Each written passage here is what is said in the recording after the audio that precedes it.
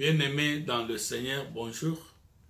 Moi, c'est votre frère, le révérend pasteur Jean-Pierre Chileo Kabouya. Je reviens dans cette série d'émissions que le Saint-Esprit nous permet d'intituler « Une vie chrétienne de qualité » que nous avons commencé la fois passée en parlant de l'importance d'avoir le focus, l'importance d'avoir la détermination pour réussir, que ce soit dans notre vie chrétienne, que ce soit dans les études, en politique ou dans tous les autres domaines.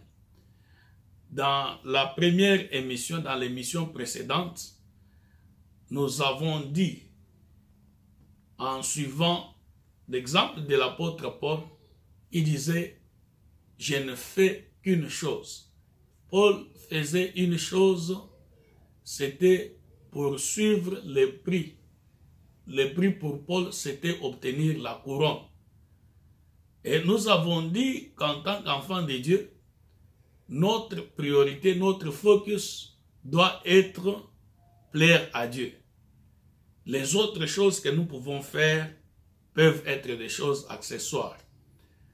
Et nous avons démontré à partir de la Bible que les gens qui avaient le focus sur leurs priorités, ils ont été bénis.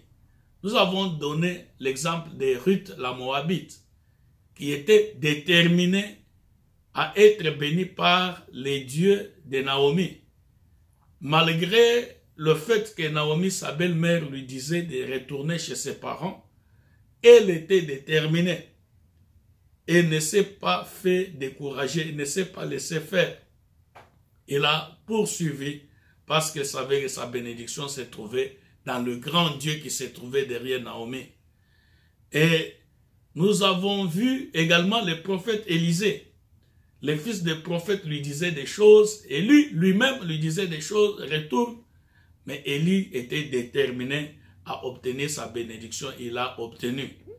Et les 12 aussi, quand nous lisons dans le Nouveau Testament, nous voyons que les 12 apôtres étaient déterminés. Vous savez, Jésus a eu plusieurs disciples. Parmi plusieurs disciples, il y en avait 70. Et parmi les 70, quand il a prêché sur lui, Jésus-Christ, en tant que pain de vie, en disant que celui qui mange ma chair et boit mon sang, il aura la vie éternelle, plusieurs se sont éloignés de lui. Mais les 12 sont restés. Et Jésus leur a posé la question, et vous, pourquoi vous ne partez pas? Il dit, à qui d'autre irons-nous? Parce que c'est toi qui as la parole de vie. Ils étaient déterminés à obtenir la vie qui était en Jésus-Christ.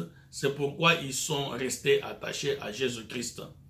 Bien-aimés, nous avons également dit que Satan, c'est le champion des distractions. Il veut que nous puissions enlever notre focus de ce que Dieu nous dit pour attacher notre regard à des mensonges qu'il essaie de nous proférer. Alors, nous devons vraiment être attachés à Dieu. Et parmi les grands problèmes qui empêchent les gens de se concentrer, d'être déterminés, nous avons dit, d'abord il y a Satan, il y a également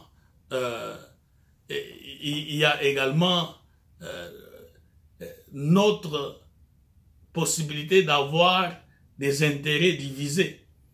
Alors cela peut également nous distraire. Aujourd'hui, bien-aimés, je vais parler de quelque chose de très important pour avoir une vie chrétienne de qualité. Il s'agit de connaître les plans de Dieu pour sa vie. Mais avant que nous puissions aller dans la profondeur de notre exhortation, j'aimerais que nous puissions prendre un moment de prière. Yahweh, notre Dieu et Père, nous nous inclinons devant ton trône, nous élevons ton grand et redoutable nom. Nous te supplions par le Saint-Esprit en Jésus-Christ de venir et de nous parler. Nous voulons que le Saint-Esprit, qui a inspiré les Saintes Écritures, nous éclaire et nous montre la vérité. Au nom de Jésus-Christ. Amen. Bien-aimés, Notre exhortation de ce jour sera extraite des 3 textes, dont 2 dans l'Ancien Testament et 1 dans le Nouveau Testament. Dans l'Ancien Testament, nous allons lire le livre de Deutéronome, le 5e livre de Moïse, le livre de Deutéronome. Nous allons lire dans Deutéronome, chapitre 8, du 1er au 3e verset. Et puis, nous lirons dans Jérémie, chapitre 29, le 11e verset seulement. Et puis, nous lirons dans le Nouveau Testament, dans l'Évangile selon Matthieu. Matthieu, chapitre 4, du 1er au 4e verset. Commençons notre lecture par le livre de Deutéronome, le 5e livre de Moïse, le livre de Deutéronome, chapitre 8, du 1er au 3e verset. Je vais lire pour vous et pour moi-même au nom de notre Seigneur et Sauveur Jésus-Christ. La terre promise et la reconnaissance envers Dieu. Vous observerez et vous mettrez en pratique tous les commandements que je vous prescris aujourd'hui, afin que vous viviez et que vous multipliez et que vous entriez en possession du pays que l'Éternel a juré de donner à vos pères. Souviens-toi de tous les chemins que l'Éternel, ton Dieu, t'a fait faire pendant ces 40 années dans le désert, afin de t'humilier et de t'éprouver, pour savoir quelles étaient les dispositions de ton cœur, si tu garderais ou non ces commandements.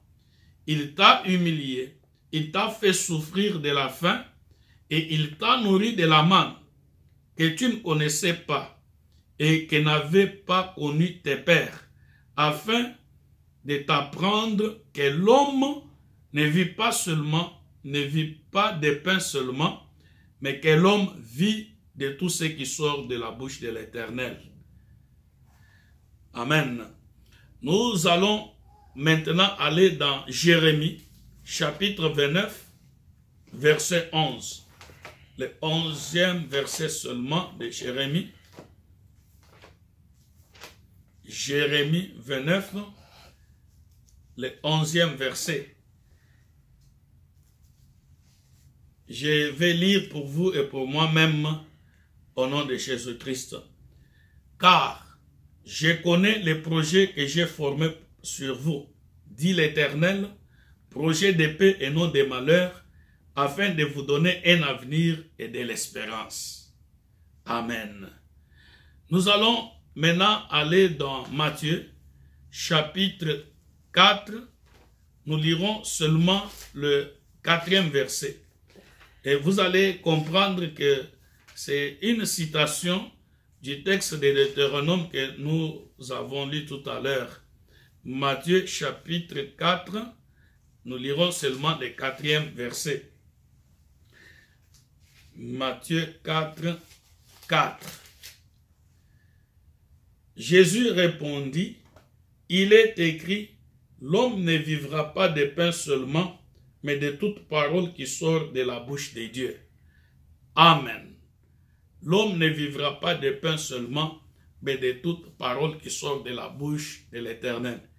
Bien-aimés, le poids que le Saint-Esprit a mis dans mon cœur ce soir, c'est pour que nous puissions attirer notre attention sur le plan de Dieu et la connaissance et l'obéissance au plan de Dieu pour réussir notre vie. Nous devons reconnaître, bien-aimés, que seule la voie de Dieu, nous montre le chemin pour que nous puissions réussir. Je vous donne mon propre exemple. Dans ma jeunesse, j'ai été déjà consacré à Dieu par mes parents. Selon une alliance que mon père avait faite avec Dieu, j'ai été consacré à Dieu pour le servir pendant toute ma vie. Mais quand je grandissais, en observant les serviteurs de Dieu, les pasteurs, j'ai trouvé qu'ils étaient pauvres et misérables. Et je ne voulais pas cette vie-là de pauvreté et de misère. J'étais par contre comme inspiré ou bien attiré par la vie que menait un de nos grands frères qui était professeur d'université et qui travaillait à la banque. Je voulais être comme mon grand frère, professeur d'université et qui travaillait à la banque parce qu'il avait les moyens. Quand on avait besoin du secours, on allait auprès de lui. Alors, je suis allé lui demander de m'inscrire dans l'institut universitaire où il travaillait, afin que je devienne comme lui, professeur d'université, et que je travaille aussi à la banque. Alors, il m'a dit de commencer les cours, comme le secrétaire général académique était son ami, et on allait m'inscrire. J'ai commencé les cours et 6 mois après, j'ai trouvé que mon nom n'était pas sur la liste des étudiants de cet établissement-là. Alors j'ai commencé à m'inquiéter. Je me suis dit, mais comment ceci est possible? Alors un de mes frères me dira, souviens-toi que notre Père t'a recommandé pour que tu serves Dieu. Si tu échappes au plan de Dieu pour ta vie, tu ne vas pas réussir. Il faut revenir à servir Dieu. C'est ainsi que je suis retourné dans les études bibliques, les études théologiques, pour me préparer à servir Dieu. Et là, j'ai été inscrit. Une personne que je ne connaissais même pas a payé mes études. Et c'est ainsi que j'ai évolué jusqu'à devenir pasteur. J'ai été consacré pasteur. Alors, je voudrais dire ceci.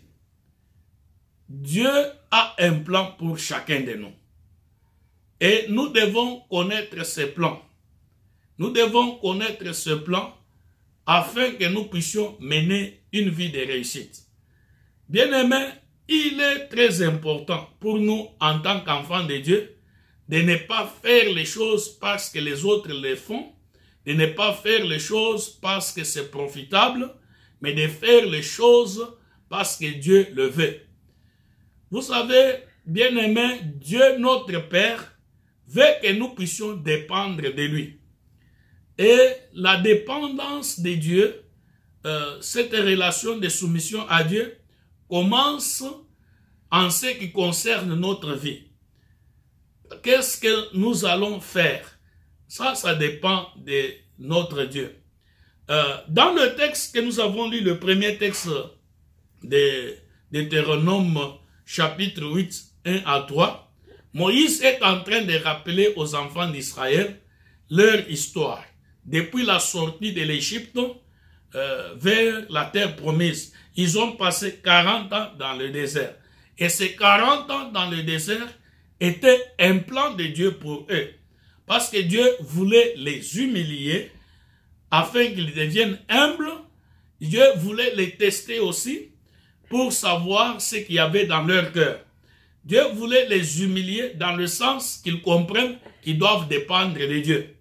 Alors, selon ce que Moïse dit aux enfants d'Israël, le 40 ans dans le désert. Le désert, c'est un endroit où l'on ne peut pas planter, où l'on ne peut pas élever.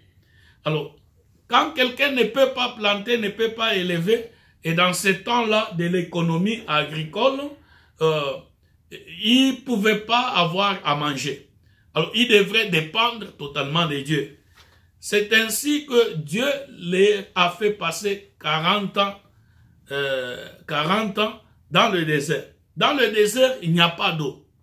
Alors, pour avoir l'eau, il devrait demander l'eau à Dieu. Donc, Dieu voulait que les enfants d'Israël, pendant ces 40 ans, passent dans son école. Et cette école, c'est l'école de la dépendance.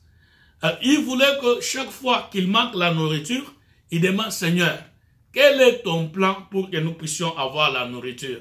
Quel est ton plan pour que nous puissions avoir de l'eau? Quel est ton plan pour que nous puissions avoir de la viande? Mais, au lieu de cela, les enfants d'Israël ont commencé à murmurer. C'est pourquoi beaucoup sont morts dans le désert.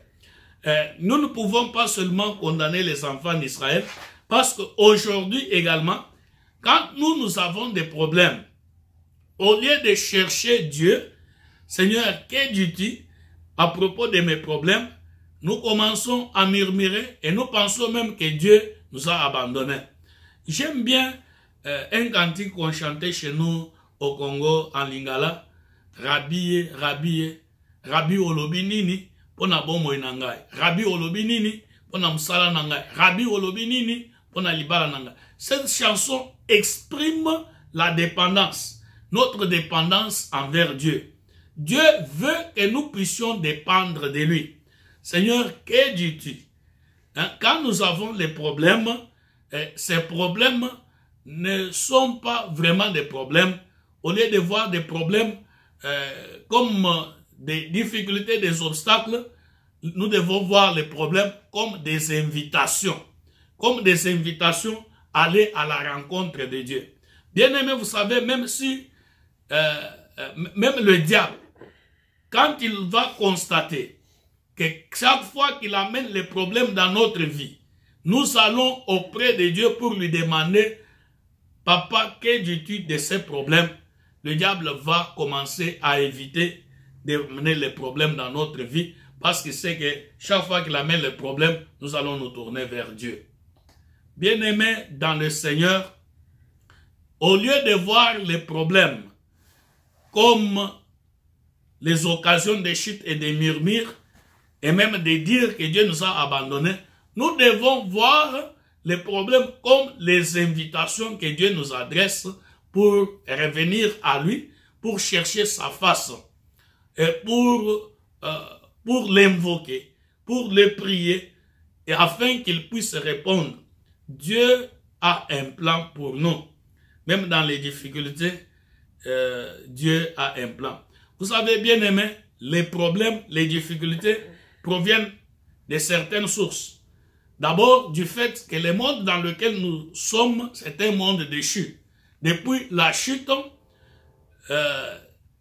de nos premiers parents nous expose aux problèmes. C'est pourquoi même quand les bébés naissent, leur premier réflexe, c'est de pleurer.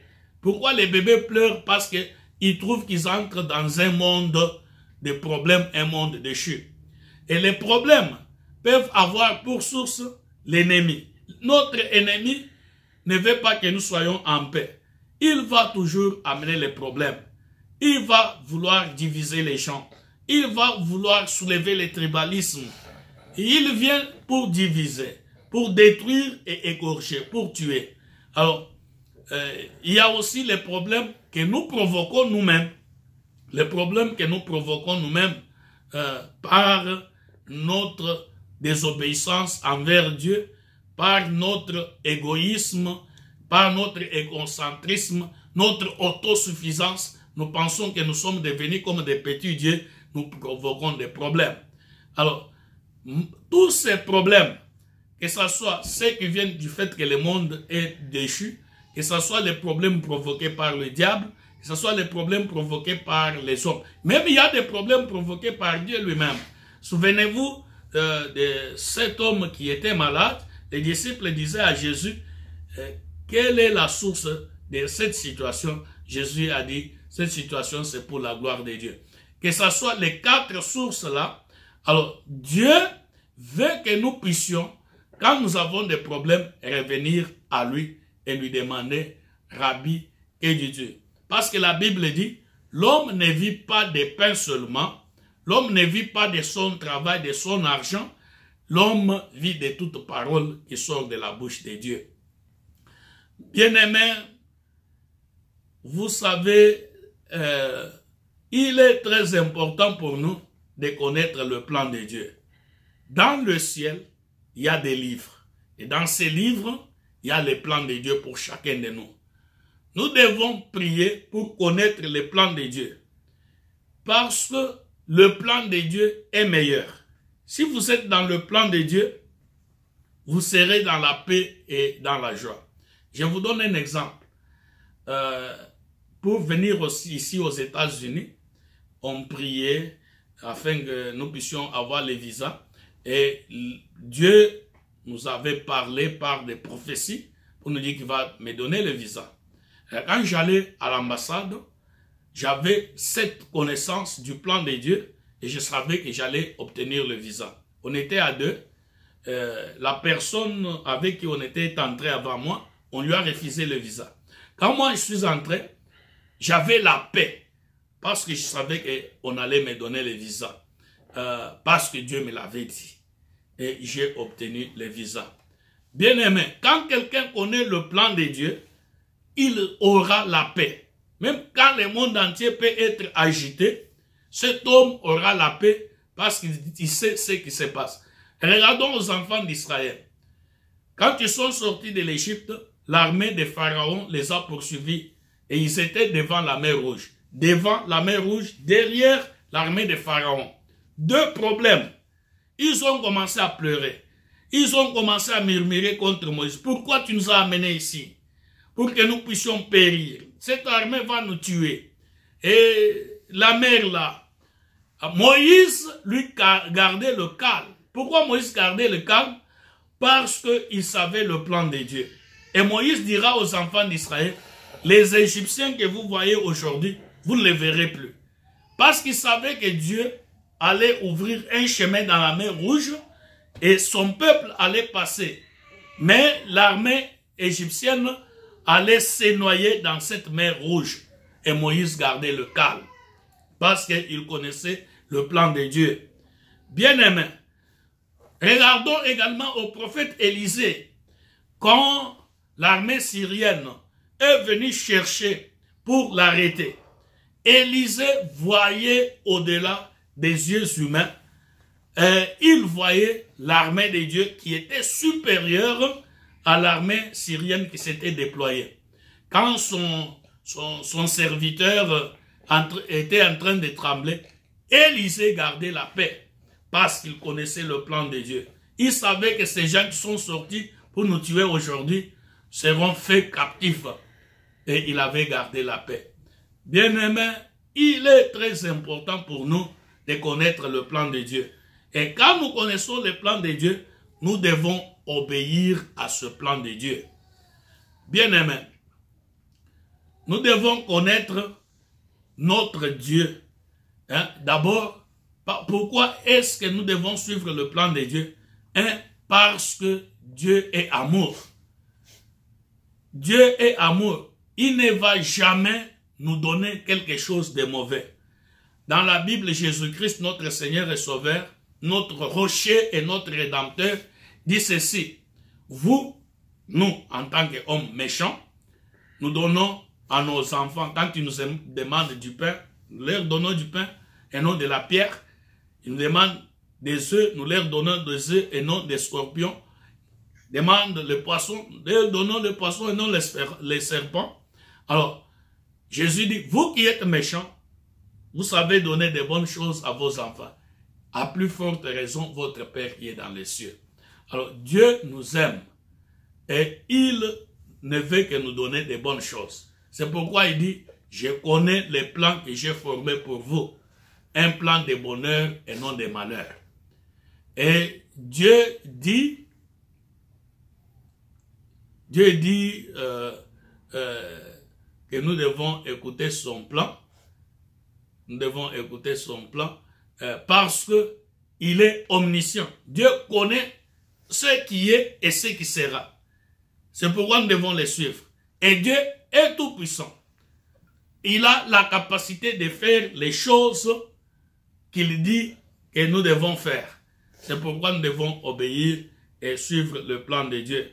Il est très important que nous puissions dépendre de Dieu. Et pour dépendre de Dieu, nous devons chercher sa face dans la prière et lui demander, Seigneur, que veux-tu? Que ce soit dans les situations personnelles, dans les situations familiales, dans les situations nationales, nous devons demander à Jésus-Christ de nous montrer quelle est sa volonté. Parce que quand nous connaissons la volonté de Dieu, nous aurons le calme, même dans les temps de difficultés. Et j'aimerais terminer en disant que Dieu est la source des solutions et non pas la source des problèmes. Quand nous avons des problèmes, Dieu sera là pour résoudre. Et surtout si nous obéissons à sa voix. Que Que Dieu vous bénisse et bénisse sa parole au nom de Jésus-Christ. Amen.